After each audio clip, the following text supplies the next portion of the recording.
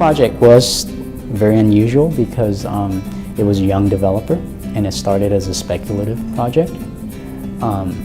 And we actually had to be very involved from very beginning to the very end because he was also going to build it himself. And it was his first build job. But then about 70% through the project, his brother loved it so much, he decided to buy the project. So then it sort of turned custom at that point. The builder developer who we were working with, he had a vision with us and we had designed the whole thing. So he actually kept the path pretty singular from that point because it was very important to him. It was his first development project. It was his first project in his new company, and he wanted a certain quality and also a certain aesthetic, and he stuck to his guns on that. The plan's very simple. It's about a 50 by 150 lot, okay?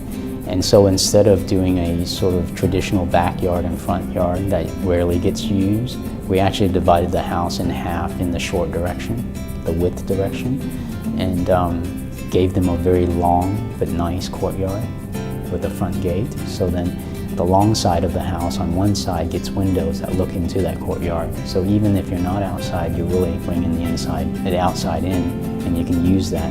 But also there's no monotony to that layout. So there's a lot of interjection of spaces that are unique and give you different moments as you move throughout the house.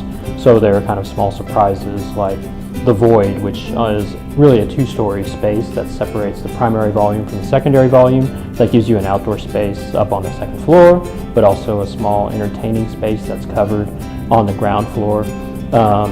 And there's an independent volume for the stairway that kind of makes a very clear expression of that circulation element, but also makes the path of moving through that part of the space, very unique and a unique moment in the house.